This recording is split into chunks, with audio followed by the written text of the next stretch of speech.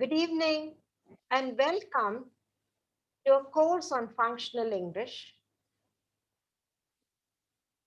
conducted by the Department of Youth Services.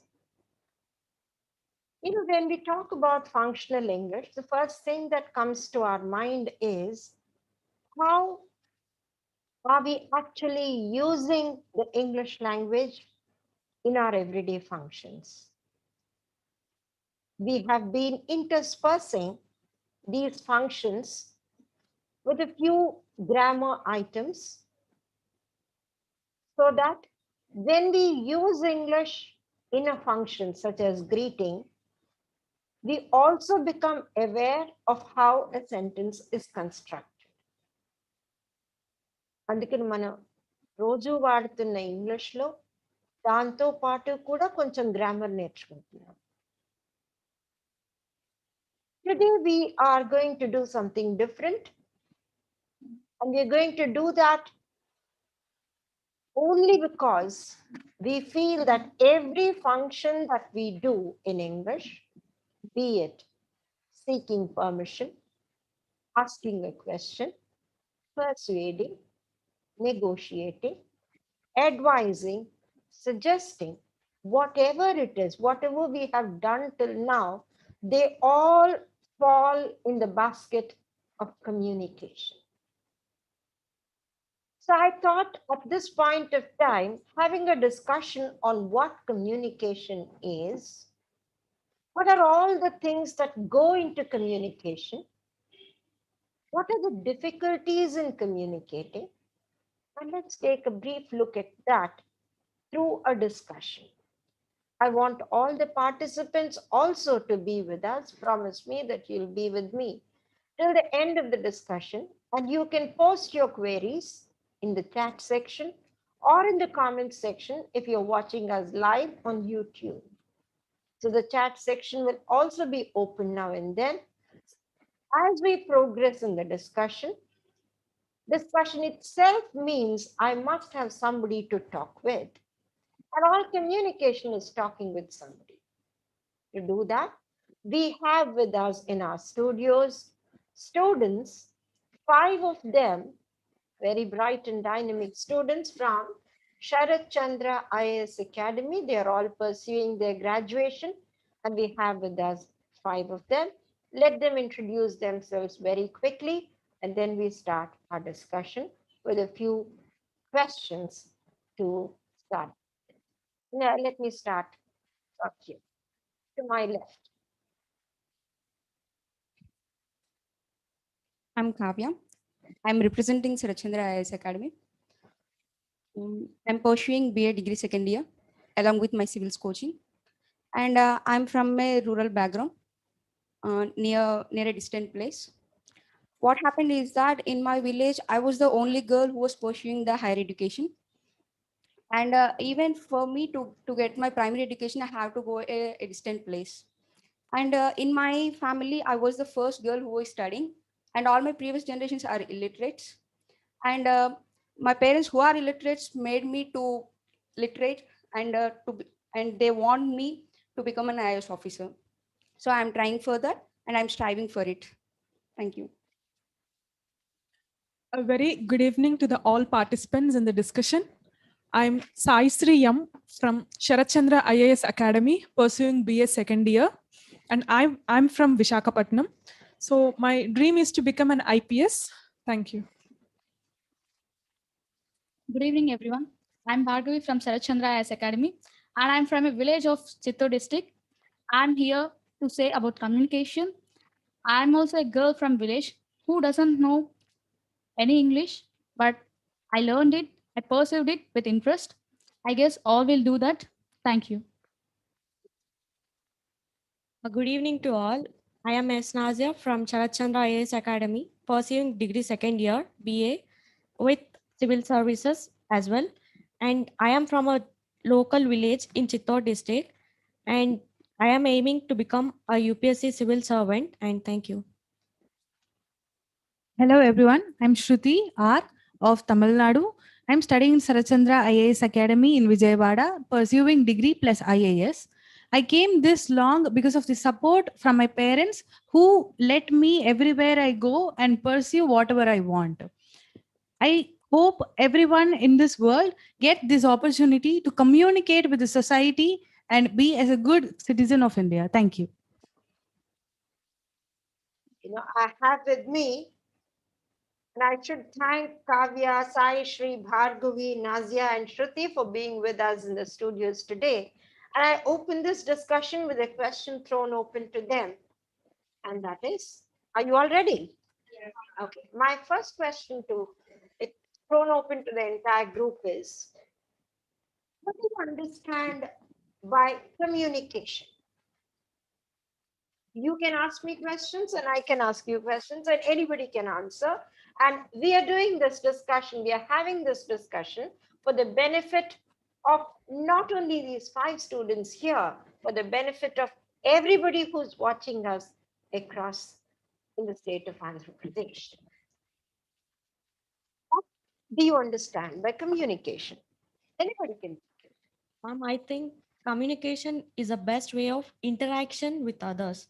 Like the mode of interaction between one and the other is the communication channel. Best way of interaction. So I'm happy with this initial answer. So I change my question, modify it a little bit. What do you understand by effective communication? Ma'am, effective communication is an art of living. A good communication makes a human a good interactor with the society, a good living being in a society, in a community, even in an environment. Communication not only means communication with humans, but also with the whole environment. A good communication creates a good personality within us and a good rapport around us. Again, I think all of you should, applaud her for this wonderful answer. You can clap, this is a very informal discussion. So you can just be yourself the way you are with perhaps a group of friends. Now, the effective communication is not just with human beings, it's with the environment. I appreciate that definition given by Shruti. Okay. What happens if we are not good communicators? Ma'am, if we are not good communicators, we will not be sitting here and they can't listen to us. For everything, exchange of ideologies, exchange of talking, even to express any emotion, one should have communication. Without communication, we can't judge others, even we can't talk others, we can't understand any other's emotion. Okay. Anybody wants to add something to that? Anybody? Any one of you? Okay. Do you have any questions to ask about communication? We are also keeping the chat open. If anybody has any query, please post your question or query in the chat box and we will immediately take it up and make it a part of the discussion here. Do you have any questions to ask? I have a question. Do everyone in this world are good communicators? If not so, how could they improve? Now you have hit upon the word that is, actually we are trying to look at improving our communication. So here, let me first show you something. The first thing that comes to the mind, I call it a myth. I hope all of you can see it. The first myth, and I think all of you can also see. The myth is all of us feel that good communication means knowing the English language. Do you agree with this? Good communication means knowing the English language. As far as the global world is concerned, we have to communicate with others in English. So to communicate with others in the global world, English language is a communication. But when we consider a particular country, that particular country's language will be a good communication means. Do you have anything to say? According to me, communication is nowhere related to the language. Okay. According to me, the communication is a uninterrupted interaction among the people, irrespective of the language. Okay. But the main thing here is not the language, it is about meeting the people and talking confidently without any hesitation. Okay. Talking confidently without any hesitation. So I have called this a myth. What is a myth? This is the first myth that we have about communication. If you want to communicate well, you should know the English language. But then I have another thing to show you, and that is English is only a language. Communication is a skill. I repeat, English is a language. Communication is a skill. And what do I mean by that? That's why I called it a myth. See, communication does not mean being good at English. You might be very good. You might know everything about English. Your grammar is good. Your words are good. You know when to use what. But that does not mean you are an effective communicator. And what do you derive from this? To be a good communicator, you need something which is more than language. And many studies have pointed out, this is part of the discussion also, you're paying attention, like all those who are viewing the lesson too. So, communication, it is much more than language. It's much more than language. Studies have shown that all that you communicate, that is the words that you use, the grammar, the accuracy of the grammar that you have, it is all only 7% of communication. And what is the rest of communication? Lot more than this. It's how do you convey your message? It's not just what you say, it is how you say it. When do you say it? Why do you say it? To whom do you say it? And how does not just your tongue speak, how does your entire body speak? Now, all this put together is what I call communication. For example, I'll give you an example. I'm actually telling you an instance now. For example, if you take an example, you just walk in. Maybe the customer walks in, or a guest walks in. You're at the reception desk. As soon as he comes, the person behind the desk gets up and says, "Good evening, sir," or "Hello, welcome, sir. How may I help you?" And he says, "I'm so and so, I've booked one thing." Here, it's not just the language. The way the person behind the desk gets up and greets, that has much more to it than just the words that he has said. It conveys that you are welcome, that we will make you feel at home, that you are our guest, and that it conveys much more than just this. The sentence could be just, "Welcome, sir, how may I help you?" But the tone with which he says it, the body of getting up from his seat, maybe the handshake that he gives, if it was not for corona, shaking your hands is a very warm gesture that all of us have agreed. Right? So, all this contributes to communication. It's not just language. Now, if you take a look at this sentence again, English is a language, communication is a skill. When you take a look at this, can both be learned? Can English be learned? Can communication be learned? I'm throwing open to the students. You can also, those of you who are viewing us can answer in the chat box. And those of you who are here, this is a question to you. English is a language. Communication is a skill. Can they be learned? Ma'am, English can be learned, but Okay. communication should be inculcated within ourselves. There's a difference. English, it can be learned using theoretically books, the grammar they teach in the schools and all. Communication is quite different. It should be inculcated practically. Okay. Continuous speaking, continuous like addressing the whole masses, it creates the communication skills.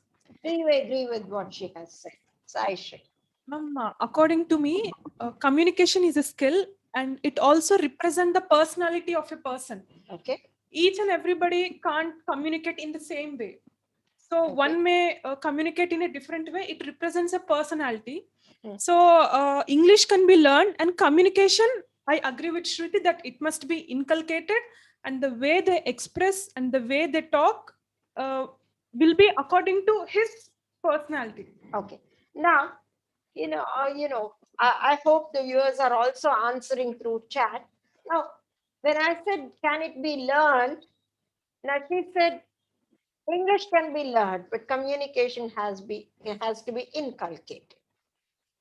No answer is incorrect. No answer is absolutely correct. It is only our perception. But here, when we talk about a skill,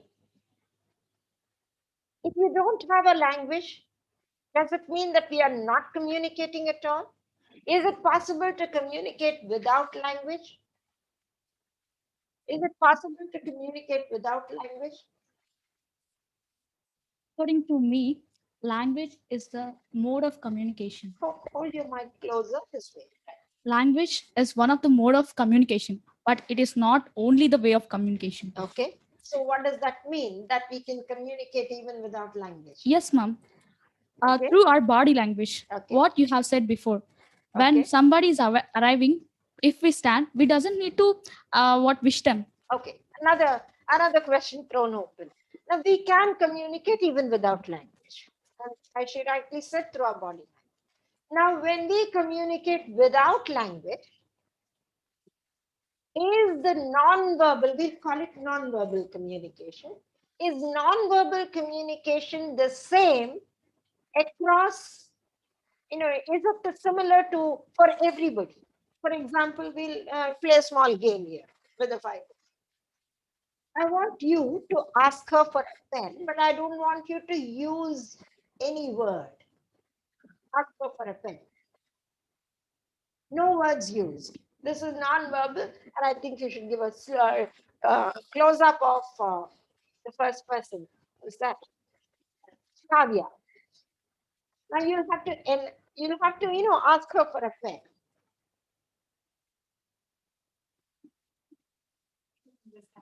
So you have understood. Now she has understood that she has asked for a pen. Now I want you to ask for a pencil.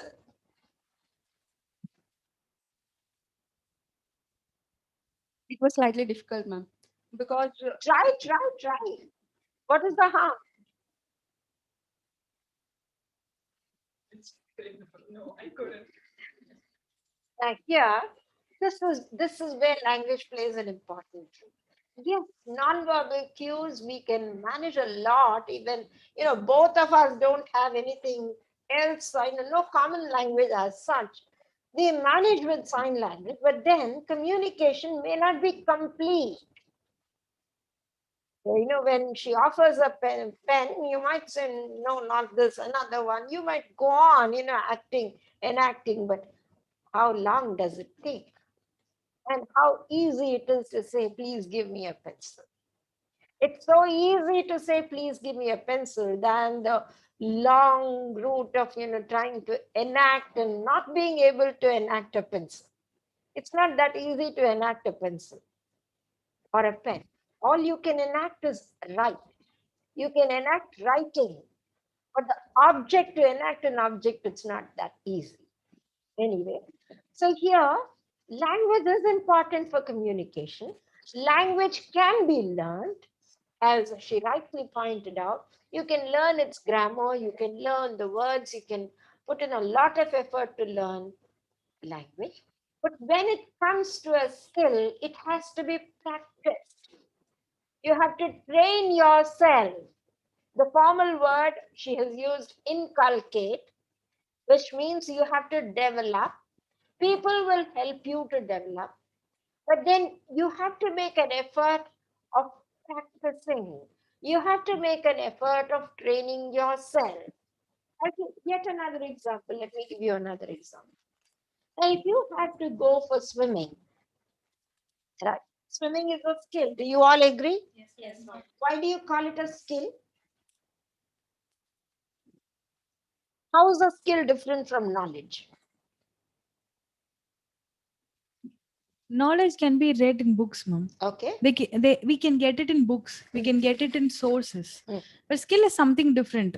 It should be either it should be inculcated by seeing some other, or it can be given by some other by training us. Okay. Which can be get through practice. Okay. Yeah, we are repeating what we've already said, that is a practice. So a skill is something that we do. Knowledge is something that we gain here. Okay. So do we agree that swimming is a skill? Yes, ma'am. Driving is a skill? Yes, ma'am. How is language a skill? How is communicating a skill? It's more like knowledge, right? Communication is a skill, ma'am, not the English, according to me. Okay. I'm just trying to, play with words. Yes, communicating is a skill. And if you take swimming, you want to learn swimming, you go near the swimming pool, you also identified the trainer, you have paid your fees for the trainer, and you've gone there, and he says, this is the pool. Generally, when you just step inside the pool is very cold. The water, you can feel the chillness of the water, but don't worry. You just have to put your feet in the water, get into the water. To stay afloat, to float, all you have to do is you have to move your arms and you have to beat your legs and keep your head above the water. That's it. It's as simple as that. Start doing it. Now, if you were to say the same thing, oh, water is cold, I'll flap my hands and, I'll also, move my feet and then I'll keep my head raised, can you become a swimmer? Can you become a swimmer? Take another instance. Take an instance of a very rich kid.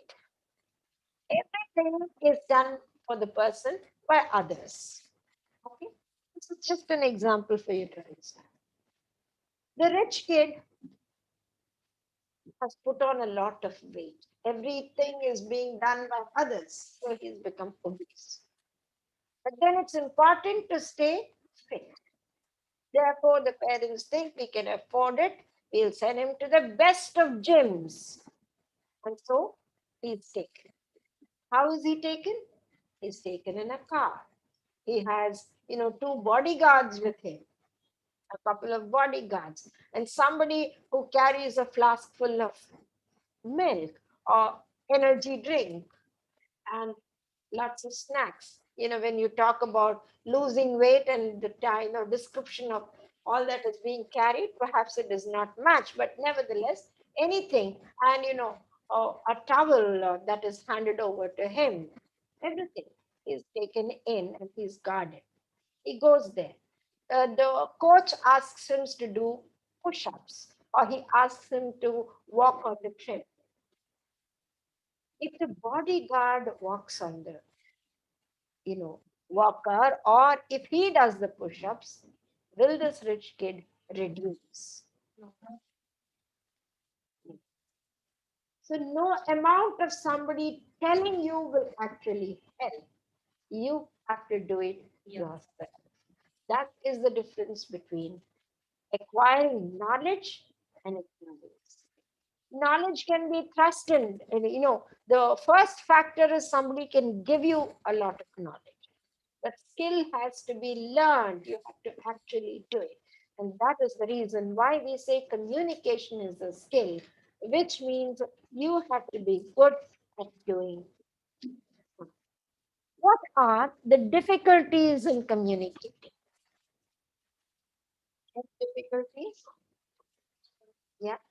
It is a fear of speaking wrong. Okay, fear of speaking. I'll note it down. We'll answer everything at a go. Fear of speaking. Okay. Lack of confidence. Lack of confidence. Yeah. Keep talking. Don't wait for me to write them down. A lack of proper channel and way to guide them to go through a proper communication. Lack of guidance. Okay. Anything else? Fear about the society, ma'am. Why do you have the they'll- fear about they'll- now you have said what? Now go a step more and say why. Fear of speaking. Why do you have that? Ma'am, they'll feel that if they speak wrong, others will insult them. Who knows better English? Okay. Fear of mistakes, making mistakes. Okay. They'll have the inferior complexity inside them, ma'am. Inferiority complex because of this. Okay. All that you say is right. These are the real, devils that we face, the unseen devils in our mind. These are the ones that we actually face. Okay. Anything else? And the lack of connecting the words. The person who is communicating, he has a lot of words running in his mind, but he can't, like, he will be unable to connect the words together and communicate it out. Okay. Okay. Making sentences there despite the fact that he Yes, has ma'am. knowledge about words. That's it. While speaking, is there anything else that that acts as a hindrance? Ma'am, I think communication barrier regarding language. Like Like when a person is from a different language and you are from a different language, we feel the language as a barrier to our communication, and that spoils our communication. Will not have that effective do you mean to communication. say if you are a Gujarati and I'm a Telugu person, we find it difficult to communicate? Like we find it not so effective, ma'am. Why? You know English and I know English. What is the big difficulty if we Like, have a common language? if we have a common language, we can share what the exact thing we have to share. Like we'll come to know what the exact thing we are or we want to share with you. But if there is a language barrier, when someone don't know that language, we find it hard to Okay. communicate Now with. I'll put it this way and ask you the question. What happens when a person who has had a lot of exposure to language, studied in an English medium school, and a person who comes from the vernacular medium and is struggling with the language, you put them together. Why will the person coming from the vernacular medium, whatever it is, whether it is Telugu or Tamil or Gujarati or Bengali, why does that person feel hesitant? What could be the reason? What could be the reason? Because Now, you are coming from a rural background, which means your schooling has been in Telugu or English medium? English only, ma'am. English medium. English Is there anybody who's coming from the Telugu medium here in this group? No. Doesn't matter. But you still have your friends who come from the regional medium. What is their difficulty? Because they feel that the language which they want to speak, that is English, it is new for them. And who is already learning English and who is good at English, they know better than them. Okay. But the fact that others know better than them, in what way are they better than them? In which fields are they better? It is a misconception among everyone in this whole world that the person who speaks English has the most of the knowledge they have when compared to the rest of the person. So the vernacular person who like interact with the person who has good English communication skills, he thinks that he's more knowledgeable than us. Okay. He's more great that than is us. yes, this is a general feeling that the person who is conversant in English is also very knowledgeable. But that is not always true. And I can't call it false, I can't call it true. Yes, That's not the fact. You need to examine much more than that. Okay. Now, when you're talking to a Westerner, a native speaker, what difficulty do we face? Does he understand everything that we say? Suppose you're talking to a Westerner.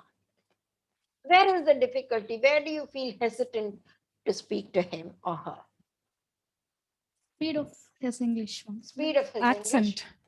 Accent. Now, in India itself, we see multiple accents. People in Tamil Nadu have a distinct accent. People in Andhra Pradesh have another kind of an accent. People coming from rural Telugu medium schools have another accent. Now, this we call mother tongue influence. People from Kerala have another accent when they speak in English. The same applies to people from the north. For example, I'm not going to quote examples here because that would mean like probably I might sound like I'm disregarding a region, which is not my intention. What I wish to say is there is a lot of mother tongue influence. Mother tongue influence in our accents, mother tongue influence in the way we construct the sentences. Is it possible to come out of this? Can we get rid of this, mother tongue influence? That is, English has to be spoken the way English has to be spoken. Telugu has to be spoken the way Telugu has to be spoken. Or Tamil has to be spoken the way Tamil is spoken, right? Now, how do we do that? That is the respect that we give to the language as such. So how do we come out of our mother tongue influence? Is it possible? Ma'am, possessing English as a mode of communication as we learn our mother tongue rather than as a merit subject. Nowadays, students are taking English as a subject to score marks. Okay. First, they should think that English is for mode of communication. And more than that, we'll get our fluency because we'll read many books and we'll talk with many people in our mother tongue. But we don't talk in English. So first we should read. Then we should interact with people, which will make us more efficient in talking English. Okay. But she has given out my first point, and I'm very, very happy that she has said this. Yes, it's possible to come out of the influence of our mother tongue. Not that our mother tongue is bad or mother tongue is anyway inferior to the English language. Not at all.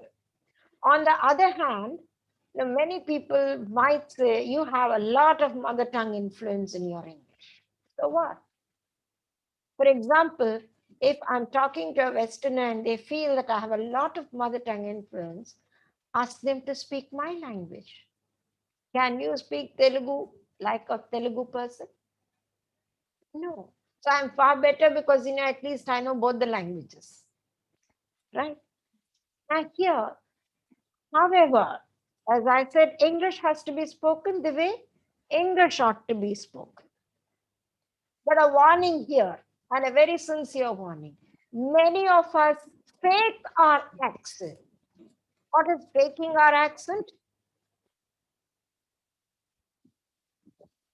Like we act in a way that our accent should be much better than the others. We do it so, like we Intentionally try to overdo. ఎప్పుడైనా అంటారు పావులా ఇస్తే పావులా action చేస్తే అది natural action పావులా ఇచ్చి రూపాయి action చేస్తే over action అని తిడతారు కదా suppose I say oh come on the car is here what of course this is a fair you'll say why you can simply say oh come on the car is here it's equally that is the other person should be able to understand as long as I say come on the the the the car is here. If I overdo it this way too, it's not. We need to maintain a neutral. And to do that, she has given the first thing, and for the benefit of all of us, I'm going to go at a stretch. The first thing is do a lot of reading. What will you read? You can pop up your, like popcorns, you can shoot out with your answers. What should we be reading to improve our communication? What should we be reading? Quickly, popcorn style, anybody can answer from anywhere. Storybooks, Oh, you can read storybooks, right? Novels. Novels, right? comics, Comics, right? Newspaper. Newspaper, right? Anything and everything written in English. Storybooks, novels, comics, they help you to understand the nuances. Nuances and spoken ఇంగ్లీష్లో spoken కమ్యూనికేషన్లో English ఎలా ఉంటుందో అని తెలుస్తుంది. When you read storybooks or when you read comic strips, when you read a newspaper, how is written language used is what you learn. In a novel, you get both. You get the descriptive style and you get the conversational style. And anything else? Anything and everything that somebody has written, you can read. Okay. And as long as it uses standard English, you should be able to guess the fact that they are writing correctly and you can read it. So read, read, read. When I read, how will I communicate? I'm not talking, right? So you're reading. Is it on or is it off? Should we read or should we not read? You should read. But when you're reading, you're not communicating. So what is its use? Reading is communicating with ourselves, ma'am, with our mind. When we read within ourselves. I So, think she deserves a hand. You're talking to yourself when you read. This is a new thing that I had, I didn't expect such an answer. Yes, this is exactly. There is a lot of internal conversation that happens when you read because you're responding. Your mind is responding to the text. Very good. So, what else can you do? Is there something else that you can do to improve your communication? ma'am, instead of reading what someone wrote already, why can't we do it ourselves? Why can't we write a story? Why can't we write a poem? Okay, now she has come up with the next thing. You're all really smart, I say. You're not allowing me to say it. You're saying it yourself, and I'm so very happy. The next thing is writing. You have to write. What do you write? Where do you write? Where do you get the opportunities to write? Where do you write? Personal diary? Your personal diary? Formally, where do you write? In your examinations? Does that help to communicate? Yes, ma'am. Writing in your examination, does it help to communicate? Yes, ma'am. If it is yes, it means that you are not, it is not rote memory. You are thinking and representing whatever it is. Good. Okay.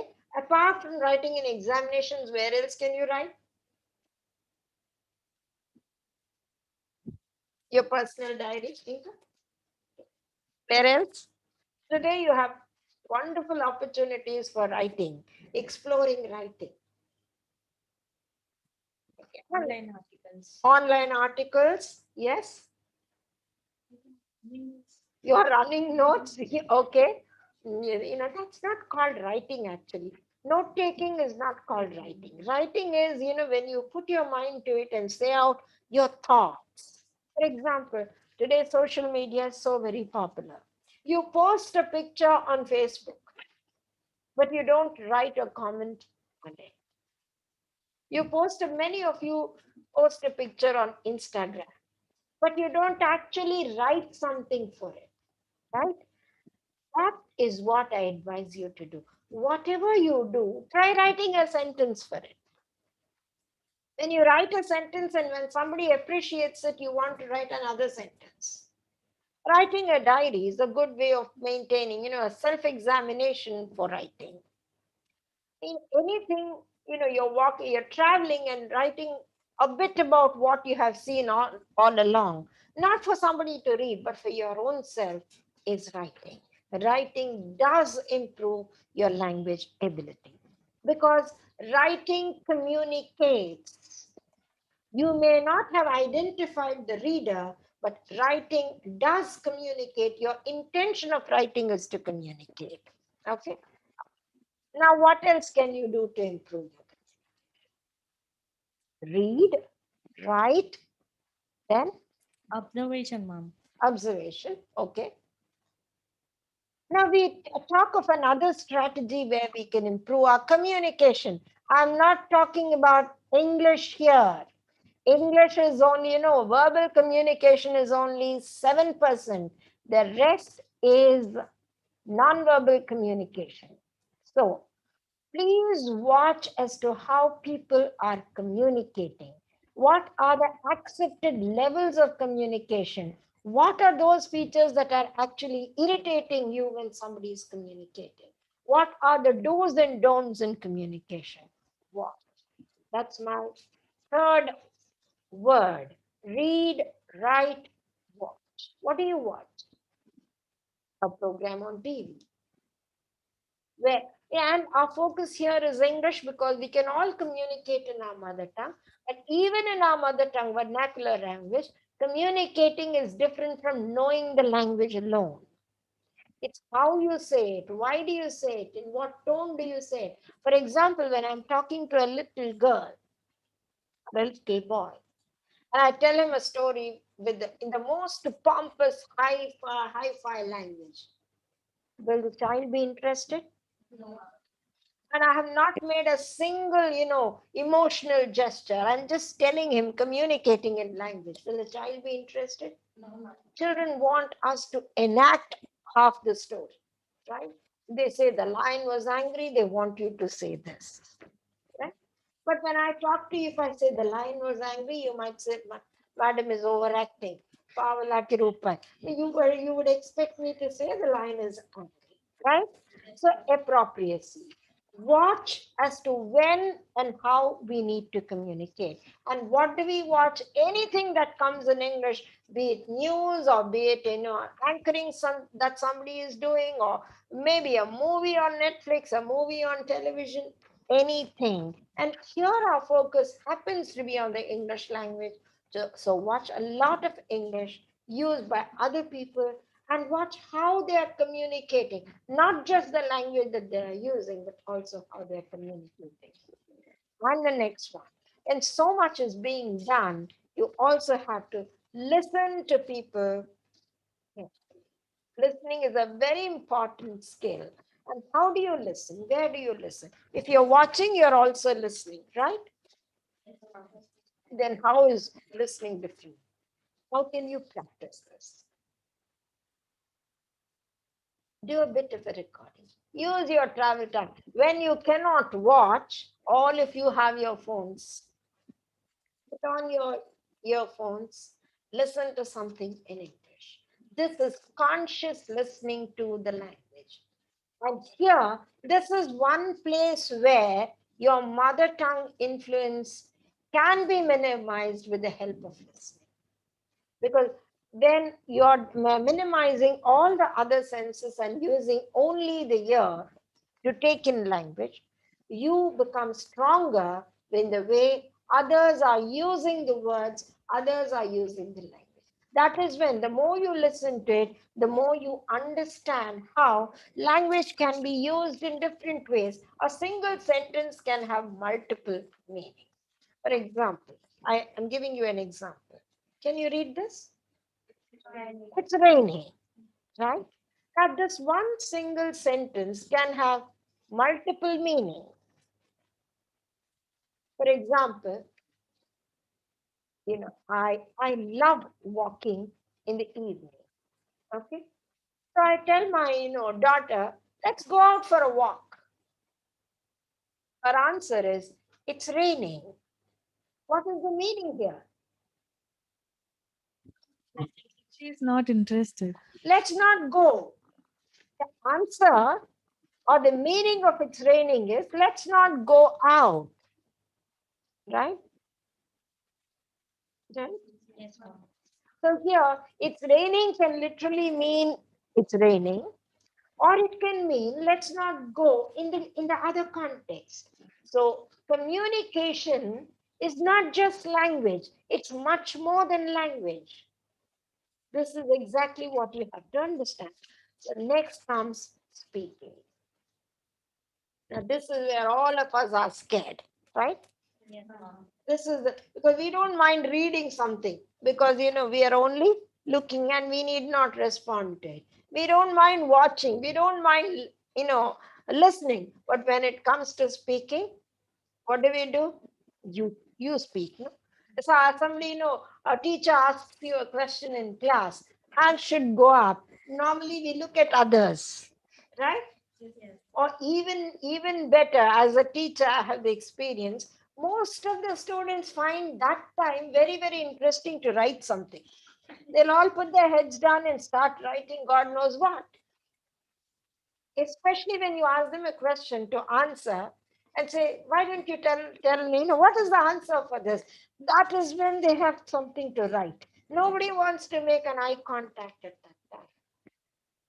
So that's the non-verbal cue that my students are sending to me, that they are not willing to respond. See, that speaks much more than, no, I don't want to answer, or yes, I want to answer. It's a non-verbal cue that they are sending to me that they don't want to answer. To speak. Take every opportunity to speak. Suppose, in a group, you are listening to somebody and they say, you have any queries? Put up your hand immediately. Take every opportunity, small or big. Take the opportunity to speak. It's only when you use it, it's only when you experiment with the language, only then you will actually. So what do I mean by experiment? Use the language in every context that is possible. Use it accompanied with bodily actions.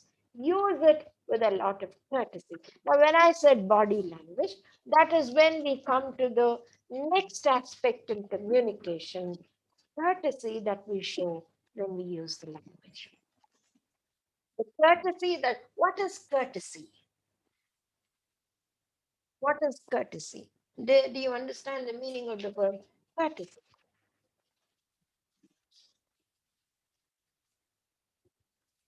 Please pass me the book. Please give me the book. You might give me the book because I happen to be a teacher here. But is there a difference in the way I've said it? Yes. So what is courtesy? Did I show courtesy here or did I show courtesy here? To her. I showed it to? Her. I showed it to her. Yeah. Kavya, right? Yes, I showed it to Kavya and I disregarded it to Shruti. Shruti. What is courtesy? In a respectful manner. Asking. Kindness. Kindness, politeness, kindness, empathy, respecting the other as a human being, as another co-living, being on this planet called the Earth, right?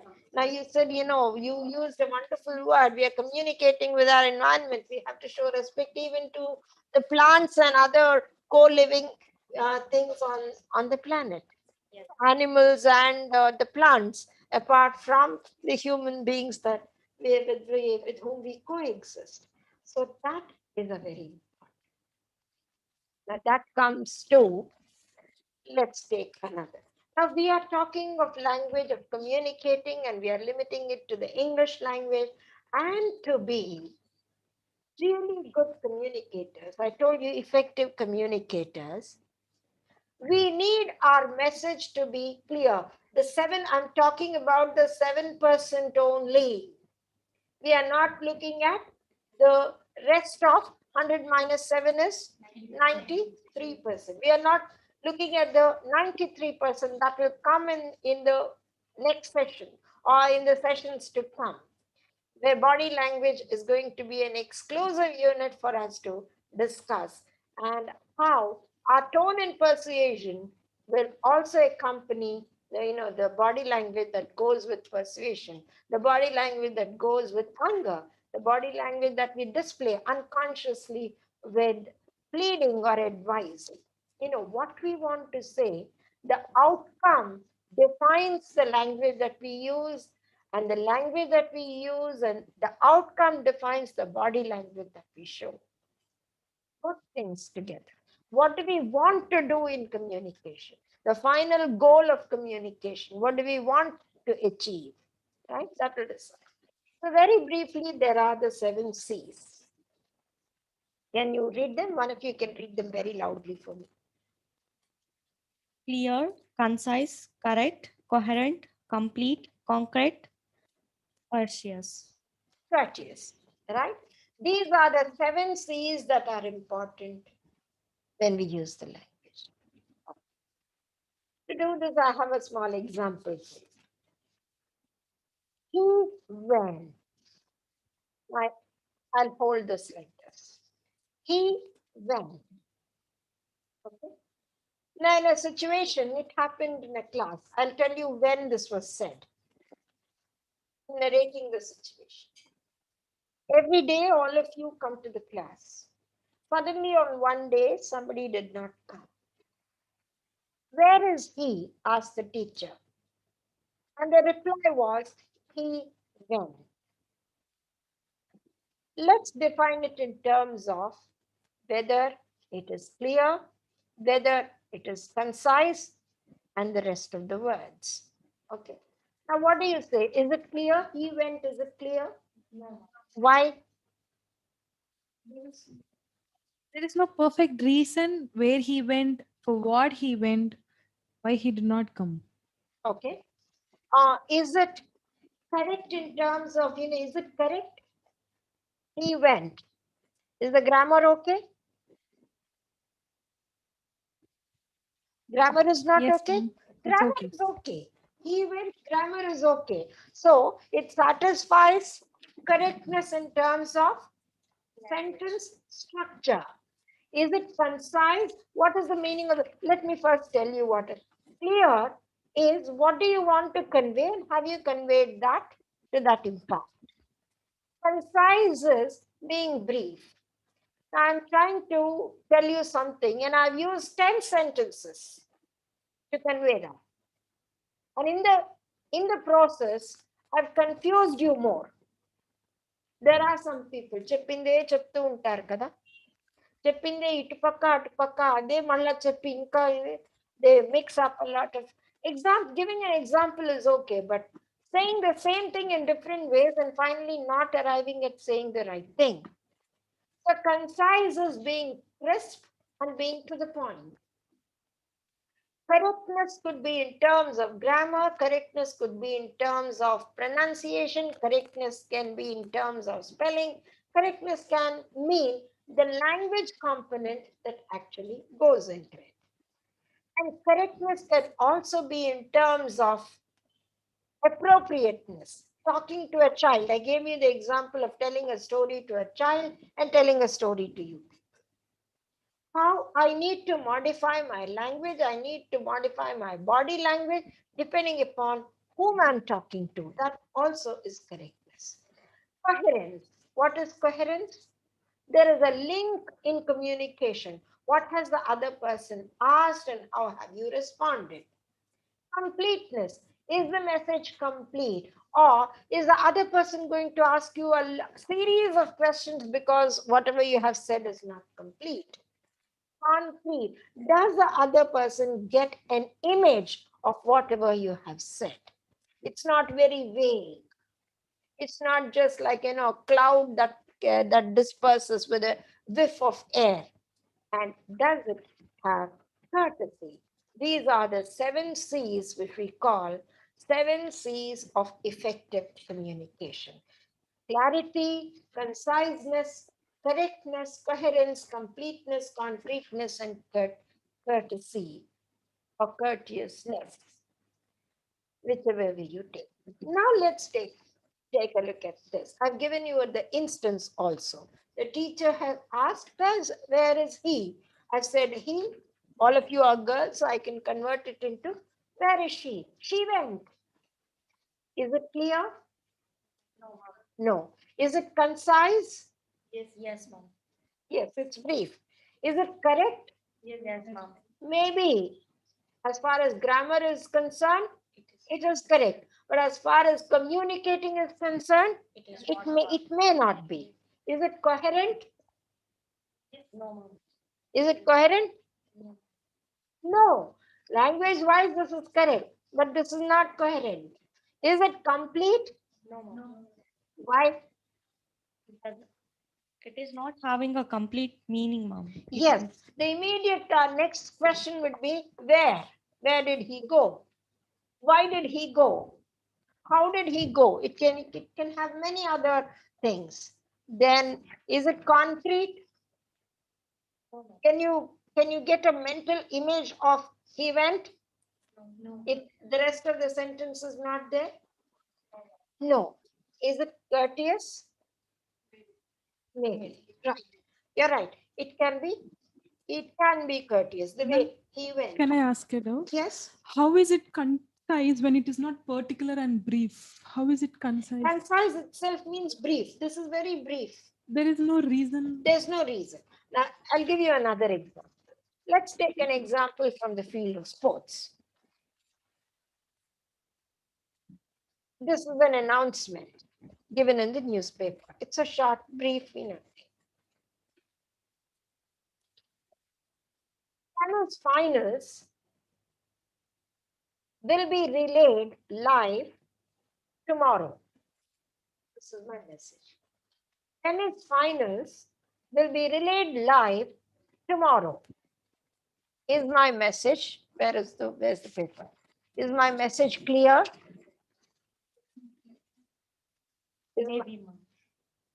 Yeah, I want you to think and respond. Tennis finals will be relayed live tomorrow. Is it clear? No. Is it concise? Yes, Yes, ma'am. ma'am. Is it correct? Yes, yes. Okay.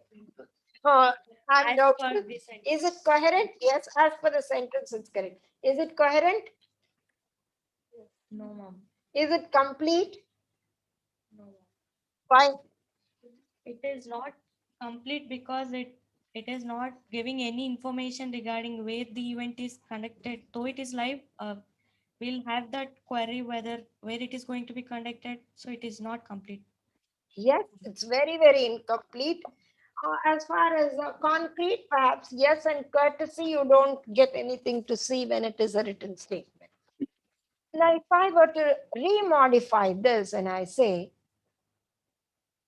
women's singles Wimbledon tennis will be telecast live from 6 p.m. tomorrow in Doordarshan.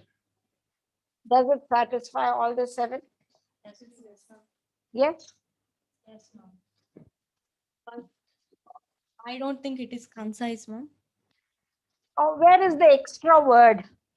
There are no extra. For example, I say Wimbledon's finals, women's Wimbledon's finals. That is, a very exciting game. Will be telecast live. Don't miss it. That is not concise. And adding all the extra, frills to it. That is not concise. Here, every word has meaning. It's conveying, it's communicating. So these are the 7 yeses. Or if you have noticed, if you want to be clear, concrete, all the 7 things that you see here, you need to know, keep in mind the WH questions. What, where, when, how, why, how many. If you can answer as many as possible in a single sentence or in a series of sentences, your communication is going to be, your verbal communication is going to be very clear. And when your verbal communication is clear, it means that you're clear here. Your thought process is clear. When your thought process is clear, your body language will emit a sense of confidence. Now, one of the reasons that you said is we lack confidence to communicate. When do we lack confidence to communicate? When we are not sure about what we want to communicate. When you're very strong in the knowledge, component of communicating, when you know very clearly what you want to say, why you want to say it, your language is not that much of a barrier. You tend to communicate hook or crook. Maybe you may not be using the best of words, but you would be communicating pretty clearly. Okay. So there are a few very practical tips that I would like to share with you. Any questions at this point? Either from our audience Are there any questions in the chat box? Any questions from this group here? Do you have any? We'll break before I say something else. Do you have anything to share? Any instance where you felt that there has been wonderful communication or where there has been a total failure in communication and this is the reason? Anything that you would like to share? Nazia has something to say. Ma'am, I would better call it a national. Put it. I would better call it a national example, where here I would like to take an example of a movie, which everyone know, I guess. You are a Uri, the surgical strikes. In that, it is showed that the communication between the officers should be like they have to know, but the other oppositions should not get to know. Okay. There, they communicated in a best and the proper manner, and they made that operation very successful without leaving the opposition get to know about them. Okay. Here I think they played a good communication among themselves. And how was the communication? Was it verbal or non-verbal? It was verbal to some extent, and it included non-verbal also. Okay. Any other example where you would like to say it was the best of communication? Or maybe a total failure of communication? I'll give you an example. Another example. Yeah, please. Ma'am, in interviews, we can see, ma'am, it's all about communication. How much knowledge we have, it doesn't mean that. How much we express there, it means the interview. So if we perform good at interview, we'll get job. If we won't perform, we won't get. But it is not based on knowledge, but it is completely based on communication. Okay, now I'll add something more to that. See, people with equal levels of knowledge, everything, all other factors are equal. Okay, their qualification is equal, their marks are equal as far as at least their degree shows equal marks. And when you ask them questions on their subject, perhaps they're doing the same thing. But on the communication front, one exhibits very good levels of communication and the other is struggling. Who would succeed? Obviously, the one who has better communication, because he or she is able to tell somebody. Now, it happens in the workplace scenario. I have 10 ideas to put forth so that my team performs very well. But then, though I have 10 ideas, I'm unable to express them on the floor when a few of us are seated. But there is one guy who just has a couple of ideas and he is very vocal about it. Who will become the team leader? The one with the 10 ideas or the one who had just 2 ideas but who has said it? And what do I feel? He is always so lucky. He's not as intelligent as I am. But he has become the team lead. This happens. Communication is a very, very important aspect for us to grow, for us to feel confident, for us to, have a sense of happiness that we are doing well.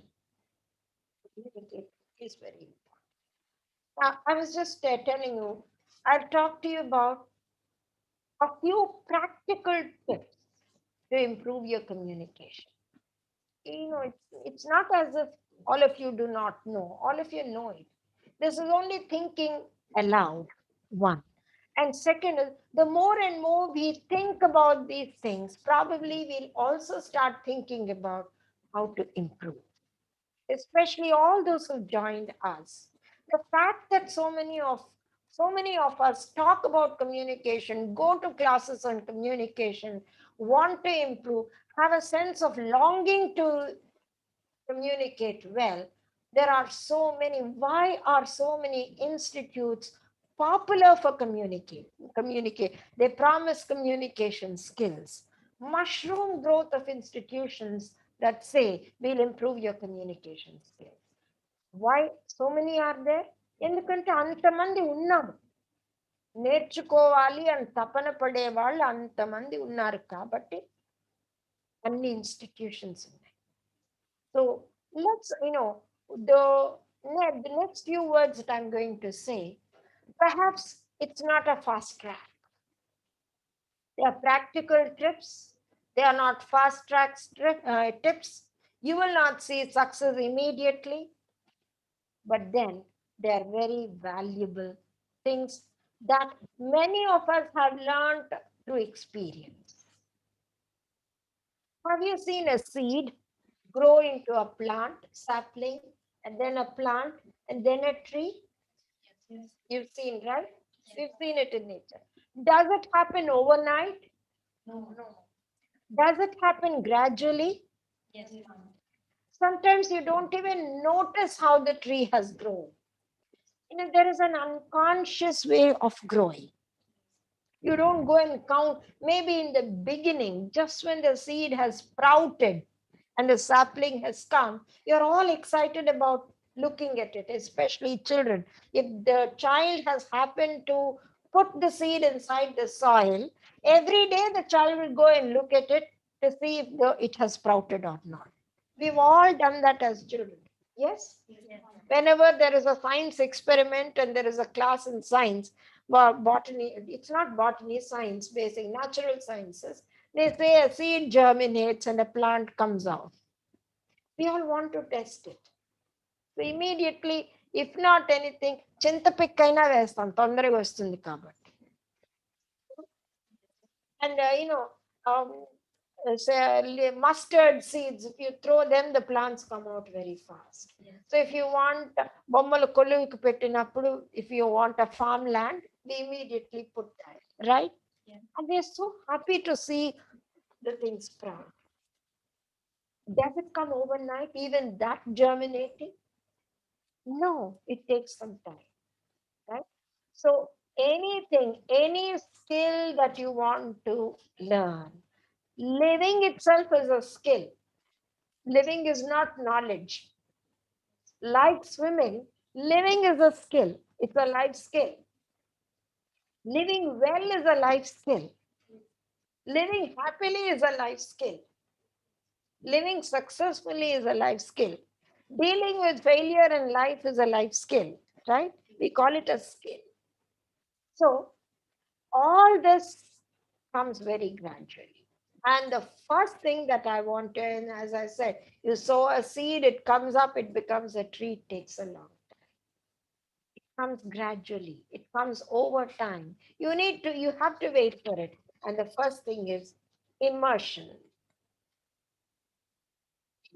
This reminds me of the very often quoted example of Socrates. Socrates was the Greek philosopher, right? One instance where a person came to him and said, show me the path to success. He could tell anybody about anything. He was a great philosopher. So they said, tell me the path to success. How do I succeed? Do you know the instance? Yes. Then I'll move on very quickly. And I'm sure many others also know it. So Socrates was in the middle of a river at that point of time. So he said, come down, join me.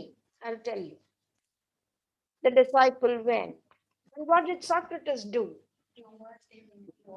He just, cut hold of his head, and he pushed it down inside the water. What happened? He struggled to come out. Did he come out? Yes, he did. He struggled and finally he came out. And when he came out, he said, I have asked you for a path to success, and what have you done? I have shown you the path to success. How? It's not struggling. When you are desperate to know, నాకు చచ్చినట్టు ఇది కావాలి అన్న ఉత్సాహం ఉన్నప్పుడు, when you are desperate to know something, when you are desperate to learn, when you are desperate to communicate, you will learn it. And that is called the immersion factor. You have to immerse yourself. And how do you immerse yourself? Select a surrounding everywhere where they are using the English language. Identify what you are good at, your own learning style. For example, I feel very comfortable when I learn, when I note down, write down, then I feel I'm learning a lot. There are some, my friend was there who would record everything, the entire answer she would record and she would listen to it. That was her style of, learning all the, content, knowledge that she wanted to accumulate. Just before examinations, uh, chapters after chapter, she used to read out, record them. Instead of reading over and over again, she used to listen to it. That was her style of trying to learn. So each one of us, we have a distinct learning pattern. Identify your own pattern of learning. Get a lot of support from others, like-minded people. For example, you want to improve your communication. Now create a group where all of you want to improve your communication. I cannot do it alone. When everybody is speaking in Telugu and I want to speak in English, I say, please come. Ra ilaga. They are not using it. What happens after some time? The one who is communicating in English feels out of place, and others are laughing also. So, select a group support, people who are like-minded, who are perhaps texting in English, who are using a blog in English, and you start a conversation with them. Fix your whole attention every minute. Try to, don't lose focus that this is what you want to do, and create a weekly menu. What is a weekly menu? By the end of the week, I should have put in so much of time. This way, when you do it, it's not just English. Anything that is learned, any skill that is learned, you will do. You cannot do cooking, learn cooking overnight.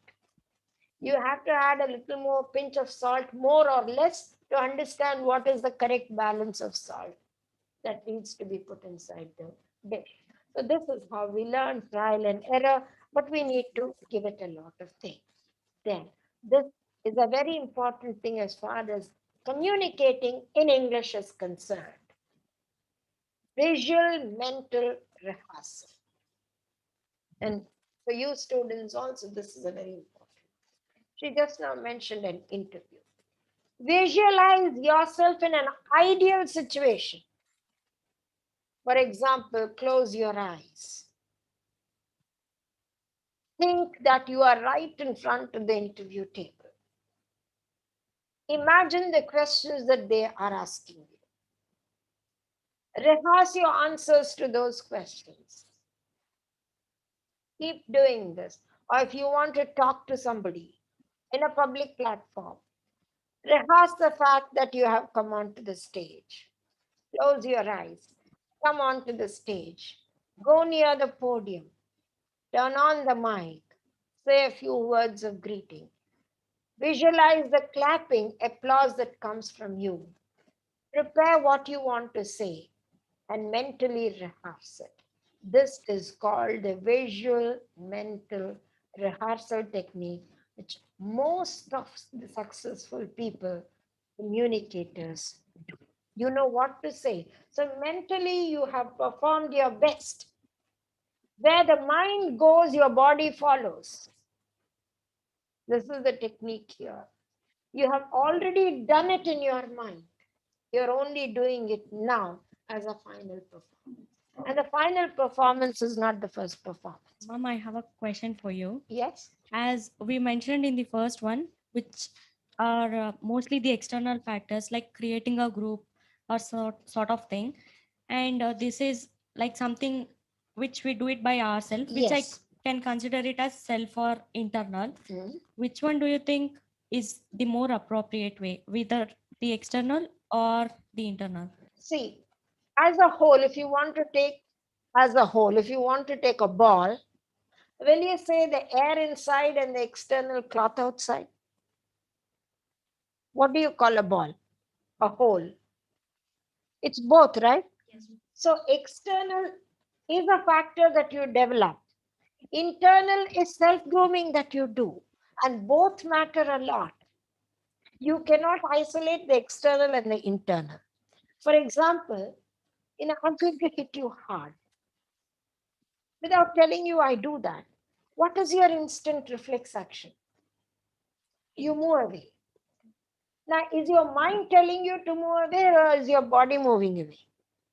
Is it you inside who is instructing you or is it your outside that's moving away? It's both. You cannot demarcate, you cannot divide the two. Just like how I said the example of a ball. What do you call a ball? Something that is round, something, it bounces because it has air in it, right? Now, what is a ball? Can you say it is air? Or can you say it is just the outer leather shelling? No, it's all together. So here, the external factors help you to improve. But when you want to perform well, it is your internal grooming that matters. Okay, so immersion. And the third one, very quickly, do it to learn it. Again, the example of swimming. However much you know, swimming is nothing but the art of moving your hands and your feet. You have to go near the pool. You have to put your legs in the water. Or you want to play a game, become an expert in a game such as cricket. Okay, I'm going to become the spectator. Today I'm going to watch all the matches being the spectator. Will that help you to become a good batsman or a good cricketer? No. Okay. Now let me listen to the commentary very carefully. So I know what is mid on, what is mid off, what is the pitch, what are the stumps, and what are the bails, and who is a bowler, who is a batsman, who is a wicket keeper. I know the rules of the game. Will I become a cricketer? So being a spectator is an external factor. You're going in a group. Learning everything about it, again, it is external. Now I decide. Now I should have a coach who will tell me what cricket is all about. And I go to the coach, and he says, "You will have to do a warm up first, and then this is the way you hold the bat." So I listen to him and I repeat, "You have to do the warm up first. You have to hold the bat." Will I become a cricketer? Will I become a cricketer? I know what I have to do. I have to do a lot of warming up before I go into the field. Will I become a cricketer? No. And will I become the cricketer? I have to go into the field, I have to do the actual warm ups, and I have to hold the bat or I have to hold the ball, right?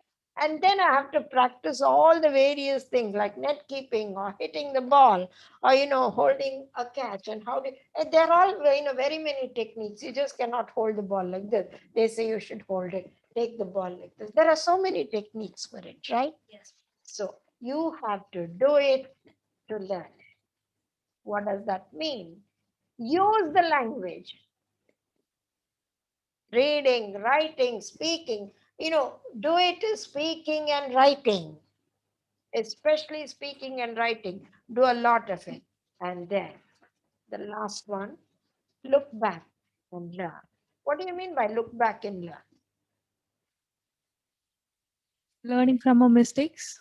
Excellent. Really wonderful. Learn from our mistakes.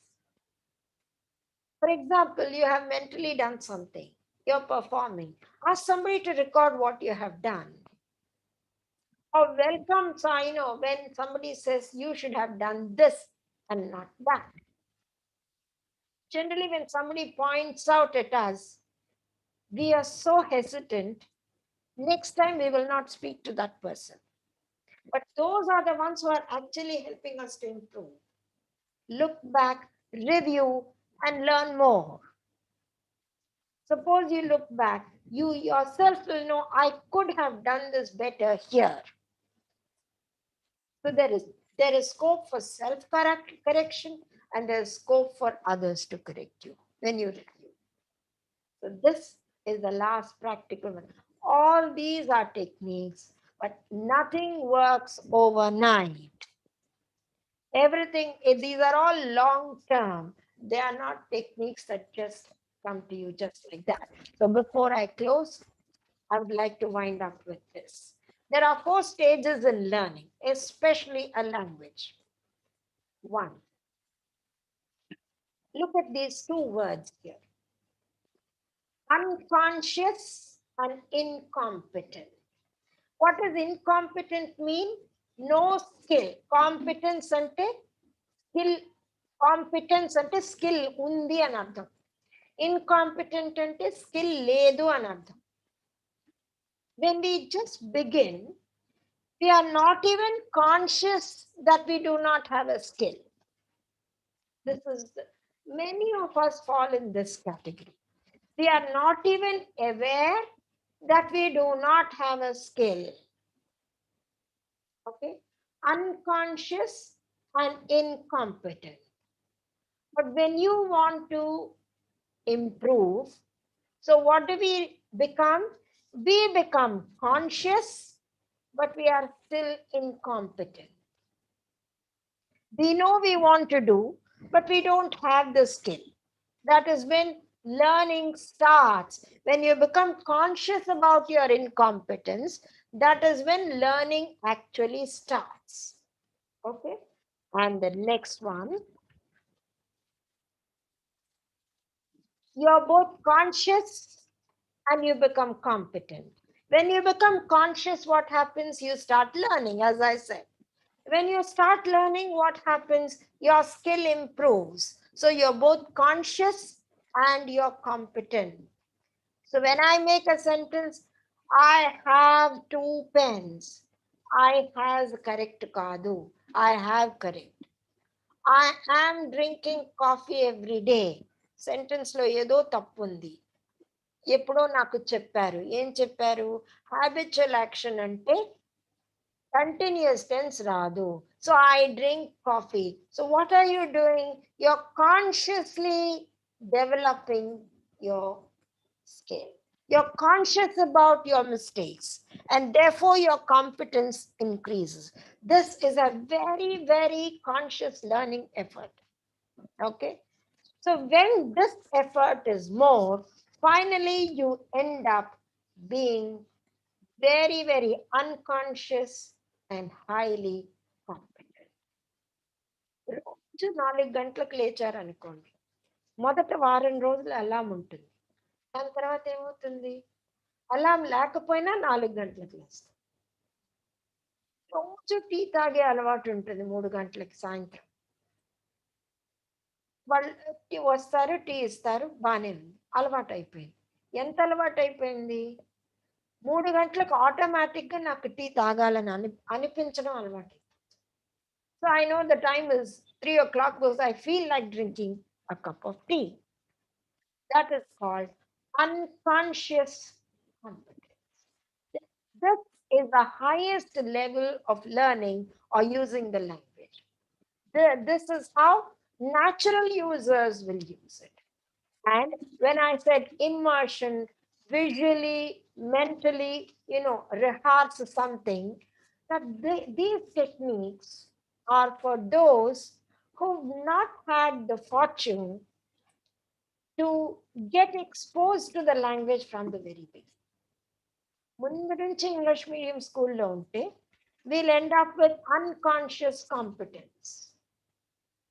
కానీ ముందు నుంచి ఆ atmosphere లేదు కాబట్టి, exposure లేదు కాబట్టి, ఈ 4 స్టేజెస్లో మనం ఏ స్టేజ్లో ఉన్నామో తెలుసుకోవాలి. You can very quickly ask me before we close. Viewers also, if you want, you can ask any question, and please tell me if there are any questions. Mom, I have a question. So we have mentioned many ways, and though we have a very lot of ways, what factors are restricting students to think that communication as a barrier? One, when you feel, as she said, I'm probably going to make a mistake. Somebody is going to laugh at me. That is the basic way. Inhibition is the basic barrier. A study, this might not sound very appropriate, but still I'll tell you because it is a study made. There was a study made that people who are drunk are extremely communicative. ఎందువల్ల? Their inhibitions are gone. So they talk, they go on blabbering. When you lessen your inhibition consciously, అందుకనే conscious competence అన్నాను. consciously, when you lessen your inhibition, you will automatically want to use the language, right or wrong. Anything else?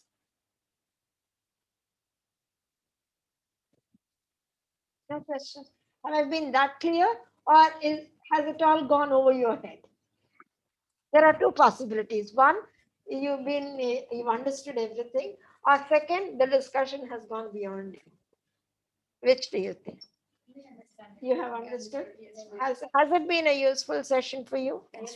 I hope it has been a useful session for all of them who've been watching us. So functional English అంటేనే మనం రోజు వాడినప్పుడు వాడే English కాబట్టి చాలా కాన్షియస్గా మనం skill develop చేయాలి. మనం నేర్చుకోవాలి అన్న ఉద్దేశంతో మనం డెవలప్ అవ్వాలి.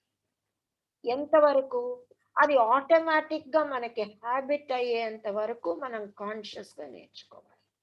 It's very, very important as learners, especially those of us who are not fortunate enough to have the English language, exposure to the English language as much as some others have had. Yet it is not late. We can still be good at communicating in English. English is a language that can be learned, and communication is a skill that can be practiced, and therefore you can excel. The more you practice, you'll excel. So with these words, let me thank my students here who've come a long way from their college, who've taken their time off to be with us. Thank you so much. And thank your college for sending you here. And thank you, viewers, all of you. I hope you've understood, more than understanding, I hope you've enjoyed the session and you have a few takeaways from this session. And we'll join again in the coming week on Tuesday. Until then, bye.